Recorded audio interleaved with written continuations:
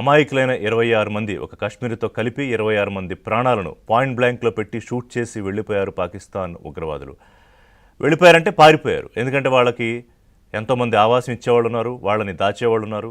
ఇలాంటి ఘటనలు అనేక సందర్భాల్లో అంతకుముందు కూడా జరిగాయి. అయితే ప్రతిపక్షాలు ప్రశ్నలు అడగొచ్చు, సందేహమేం లేదు. 140 కోట్ల మంది భారతీయులు మీ వెనకాల ఉన్నామని పార్టీలకు అతీతంగా ఆపరేషన్ సింధూర్ విషయంలో నిలబడ్డారు. దానికి అప్రిషియేట్ చేయాల్సిందే.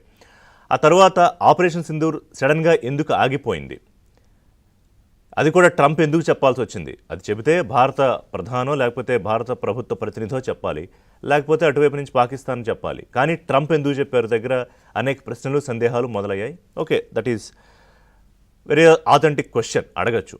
అలాగే ట్రేడింగ్ కోసం భారత్ పాకిస్తాన్ యుద్ధం ఆపేశాయని ట్రంప్ మాట్లాడారు, లేకపోతే అణుయుద్ధం జరగబోయేదాన్ని నేను ఆపేశాను అని చెప్పి ఆయన మాట్లాడారు. వీటన్నిటి మీద ప్రతిపక్షాలు అడగచ్చు. కానీ ప్రతిపక్షాలు అడిగే ప్రశ్నల్లో అభ్యంతరాలు ఎక్కడుంటాయంటే, అసలు ఆపరేషన్ సింధూర్లో భారత ప్రభుత్వం లేకపోతే భారత సైనిక దళాలకు ఇచ్చిన స్వేచ్ఛ, అందులో ఎంత నష్టం జరిగింది, మన ఫైటర్ జట్లు ఎన్ని కూలిపోయాయి, ఆ విషయాలన్నీ నిజంగా చెప్తారా? ఇప్పుడు యుద్ధం అన్నాక నష్టం జరగకుండా ఉంటుందా? ఏ యుద్ధం అయినా నష్టం ఎంతో కొంత ఇరు పక్షాలకి ఉంటుంది. కాకపోతే ఆపరేషన్ సింధూర్ తర్వాత పాకిస్తాన్ భయపడిన మాట వాస్తవం. పాకిస్తాన్కి దౌత్యపరంగా యుద్ధానికి ముందే అన్ని దారులు భారత్ మూసేసిన మాట వాస్తవం. ప్రతిపక్షాలకు కూడా ఈ విషయం తెలుసు. ఎటూ పాలిపోని స్థితిలో 4 రోజులకే పాకిస్తాన్ తన పని అయిపోయిందని భావించిన తర్వాత, చైనా సపోర్ట్ చేసినా, ఇజ్రాయెల్ టెక్నాలజీ సపోర్ట్ చేసినా పాకిస్తాన్ భారత్ ముందు నిలబడలేని పరిస్థితుల్లో దాసోహం ఉంది. అది అందరికీ తెలిసిన విషయమే. అయితే ఈ విషయాన్ని స్పష్టంగా ప్రధానమంత్రి ఎందుకు ట్వీట్ చేయరు, లేకపోతే ఇప్పుడు పార్లమెంట్లో చర్చ సందర్భంగా ప్రధానమంత్రి ఎందుకు చెప్పరు అని ఇప్పుడు రాజ్నాథ్ సింగ్ దీన్ని డిస్కషన్ ఇనిషియేట్ చేశారు. ఆయన చాలా అంశాలు చెప్పారు, నేను మాట్లాడతా. భారత సైనికుల ప్రజ్ఞా పాఠవాలు, వాళ్ళు వెనకడుగు వేయని తీరు. ఎందుకంటే యుద్ధం రీతి మారిపోయింది, యుద్ధ తంత్రం మారిపోయింది. ఇప్పుడు ఇట్నిన్ సైన్యం అట్నిన్ సైన్యం బార్డర్లో వెళ్ళి కాల్చుకోవడాలు చంపుకోవడాలు ఇది కాదు. ఇవాళ జరుగుతోందంతా టెక్నికల్ వార్ఫేర్, డ్రోన్ వార్ఫేర్ జరుగుతోంది. సో అందులో మనం చాలా స్పష్టంగా విజయం సాధించాం. అయితే ఈ ప్రశ్నలకు సంబంధించి ఇవాళ చిదంబరం మాట్లాడుతూ కొంత అడుగు ముందుకేసేశారు.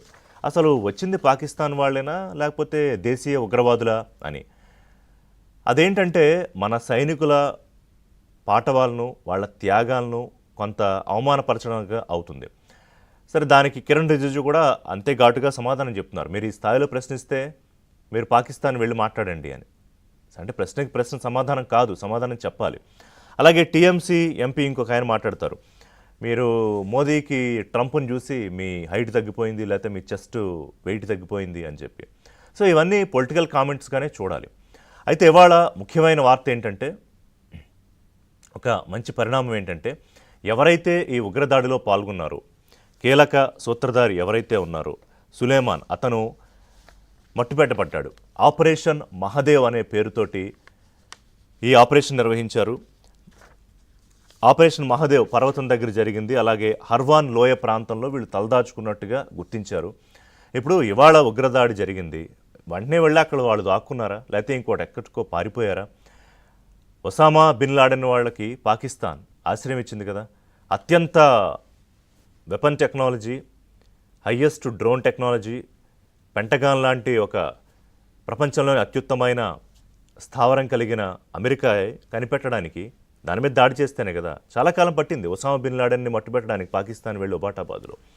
అలాంటిది భారత సైన్యానికి కొంత సమయం పట్టింది. ఎందుకంటే కొడితే ఆ షాట్ కరెక్ట్గా ఉండాలి. ఎవరైతే ఆ కీలక పాత్రధారి సూత్రధారి ఉన్నాడో అతన్ని వెతుక్కుని పట్టుకోవాలి, కొట్టాలి. అదే చేశారు.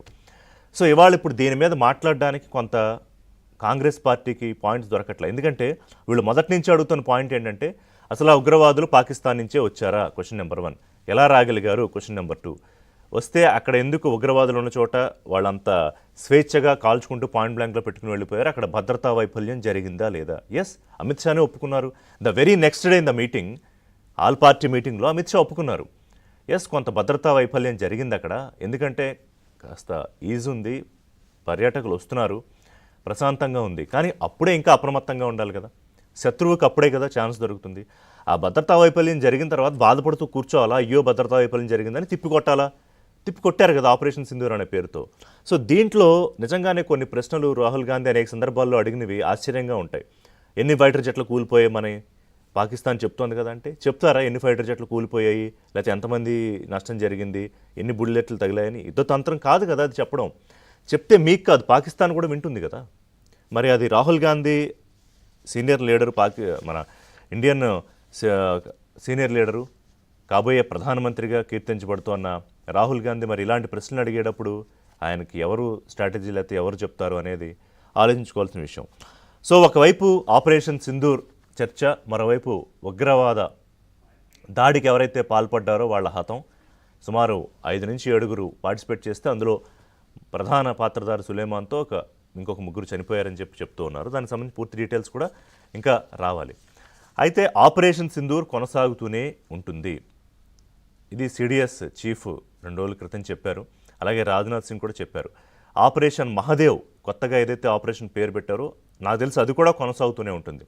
ఎందుకంటే ప్రధానమంత్రి ఎప్పుడైతే ఈ ఆపరేషన్ జరిగిందో దాని అంతిమ లక్ష్యం భారతదేశం వైపు చూడాలంటే ఉగ్రవాద మూకలు, భారతదేశాన్ని టార్గెట్ చేయాలంటే పాకిస్తాన్ లాంటి ఉగ్రదేశాలు ఆలోచించుకోవాలి, వాళ్ళకి వెనులో వణుకు పుట్టాలి. ఇది ఆపరేషన్ సింధూర్ కానీ ఆపరేషన్ ఇవాళ ప్రారంభించిన మహాదేవ్ కానీ ప్రధానమైన టార్గెట్. దీనికి సహకరించాల్సింది ఎవరు? భారతదేశంలో ఉన్న 140 కోట్ల మంది ప్రజలు. అందులో ప్రతిపక్షాలు ఉంటాయి, పార్టీలు ఉంటాయి. రాజకీయం ఎక్కడైనా చేయొచ్చు, కానీ ఆపరేషన్ సింధూర్ లాంటి విషయాల్లో, భారత్ ఉగ్రవాదం నుంచి బయటపడాలి అనుకుంటున్న విషయాల్లో ఎంతవరకు కరెక్ట్? అయితే అన్ని ప్రశ్నలు కూడా కొట్టిపాడేయాల్సినవేనా అంటే నో. కొన్ని లెజిటిమేట్ క్వశ్చన్స్ కూడా ఉన్నాయి. ఇప్పుడు సపోజ్ కాశ్మీర్పై మధ్యవర్తిత్వం విషయంలో ట్రంప్ మాట్లాడుతుంటే మీరు ఎందుకు సమాధానం చెప్పరు? Yes, that's a very legitimate question, దానికి సమాధానం చెప్పాలి. అలాగే ట్రేడింగ్ కోసమే యుద్ధం ఆపేశాయి, నేను మీకు కాస్త చూసుకుంటాలే అనేది ట్రంప్ చెప్తే ఒకేసారి ఆపేసాయి అన్నట్టుగా ట్రంప్ అనేకసార్లు మాట్లాడాడు. ఆయనకి సమాధానం చెప్పాలి. ఇలాంటి వాటి మీద చెప్పాల్సిందే. కానీ ఇక్కడ కొన్ని ఉంటాయి, ఇంటర్నేషనల్ సంబంధించి కొన్ని స్ట్రాటజీస్ ఉంటాయి, కొన్ని వ్యూహాలు ఉంటాయి. అనేక సందర్భాల్లో మన విదేశాంగ శాఖ మంత్రి జైశంకర్ ఘాటుగానే సమాధానం చెప్పారు. అయితే ముందే మేము వాళ్ళకి సమాచారం ఇచ్చి మేము దాడి చేసామని చెప్పడం మీద ఆయన ట్వీట్ పెట్టిన దాని మీద కూడా మళ్ళీ అనేక విమర్శలు వచ్చాయి. అదేంటి మీరు ముందేలాగా వాళ్ళకి ఇన్ఫర్మేషన్ ఇస్తారు అంటే, ఇన్ఫర్మేషన్ అంటే మేము మిమ్మల్ని కొడుతున్నాం, మీరు చేసిన దాడికి ప్రతిచర్య చేస్తున్నాం అనకపోతే మళ్ళీ రేపు పొద్దున్న అంతర్జాతీయ సమాజం ముందు సమాధానం చెప్పాలి కదా. అంటే చెప్తే ఒక బాధ, చెప్పకపోతే ఇంకొక ప్రశ్న. అంటే దీన్ని ఎందుకు ఇంత రాజకీయమైన రాద్ధాంతం చేయాలి? ఫస్ట్ డిస్కషన్ పాయింట్ ఈజ్, మీకు ప్రశ్నలన్నిటికీ సమాధానం చెప్పడానికి బహుశా కొంత సమయం తీసుకుని ఉండొచ్చు. ప్రధానమంత్రి పార్లమెంటు ప్రత్యేక సమావేశాలు మీరు అడిగారు, పెట్టలేదు. బట్ ఇవాళ 16 గంటలు 32 గంటలు టైం ఇచ్చారు. చాలా ఎంత సుదీర్ఘమైన చర్చ అన్నా చేయొచ్చు. That should be constructive. మీరు ఆ చర్చ విషయంలో కూడా మళ్ళీ విమర్శలు, అంటే ఇప్పుడు రిజిజు అన్నారు, మీరు ఇస్లామాబాద్ లాయర్లాగా మాట్లాడుతున్నారా అని చెప్పి చిదంబరం మాట్లాడిన దానికి. అలాగే బీజేపీ దీని మీద తీవ్రంగా ఫైర్ అవుతోంది. సో ఉగ్రవాదులు అంతంతో ప్రతిపక్షాలకు వాళ్ళు అడుగుతున్న ప్రశ్నలకు సమాధానం దొరికిందా? సింధూర్పై ఇంత రాజకీయ దుమారానికి ఇప్పుడు తెరపడుతుందా ఇంత చర్చ తర్వాత? ఆర్ ఇఫ్ వాంట్ పొలిటికల్గా కంటిన్యూ చేయాలనుకుంటున్నాయా పార్టీలు? కాశ్మీర్పై ఎవరి జోక్యం సహించమని అప్పట్లో మౌనముని అన్న దిదన్ ప్రైమ్ మినిస్టర్ మన్మోహన్ సింగే ఒబామాని పక్కన పెట్టుకుని చాలా స్పష్టంగా చెప్పారు. సో మోదీ ఈసారి అంతే స్పష్టంగా పార్లమెంటు సాక్షిగా సమాధానం చెప్పబోతున్నారా? ట్రేడింగ్ కోసం యుద్ధం ఆపేశారన్న అపవాదని, నీ ట్రేడింగ్ అంటే మాకు లెక్కలేదు, భారతదేశ ప్రజల సార్వభౌమాధికారం కోసం మేము నిర్ణయాలు తీసుకుంటామని మోడీ చెప్తారా? ఆపరేషన్ సింధూర్, ఆపరేషన్ మహదేవి 2 కొనసాగుతూనే